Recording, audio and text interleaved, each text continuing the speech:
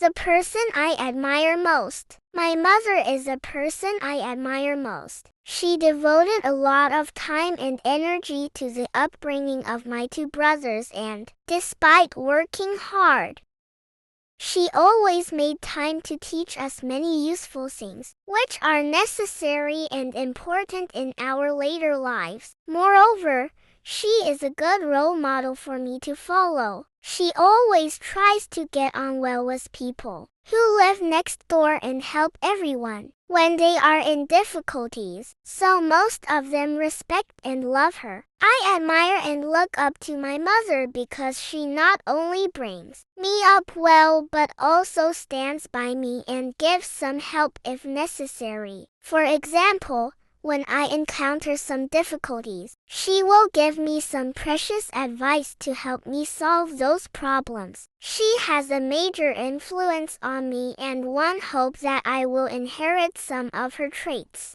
To me, my father is my idol, my teacher and a good friend. My father is 46 years old this year. He has a bright appearance. Dad's body is tall, a bit thin. Despite his hard work, my dad's skin is still bright and beautiful. My favorite is that his eyes are like a crystal clear lake. Dad's smile is extremely friendly. My father loves my family and cares deeply for me. Dad is a small trader. Father's grandfather was hard-working, but he never complained. When I got home from work, my dad often helped my mother clean the house and cook. Every evening, my father often taught me to study. My father is intelligent and knowledgeable, so every time I have a difficult assignment, my father slowly teaches me to understand. I am the only child of the family, so my father loves me very much. Every night before going to bed, Dad would tell me stories.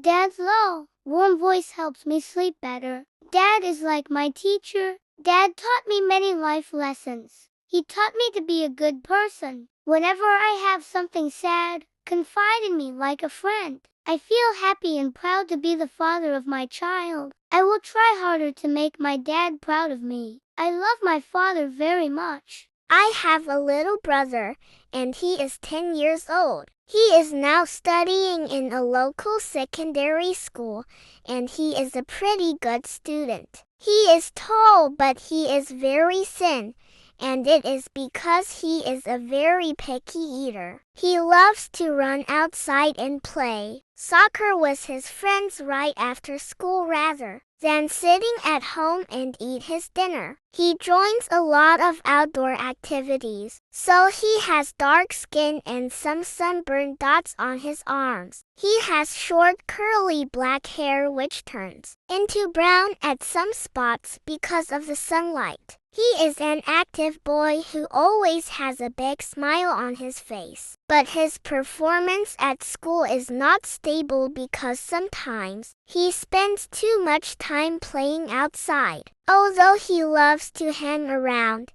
he is still a very nice kid, and I love him very much. I really love a teacher.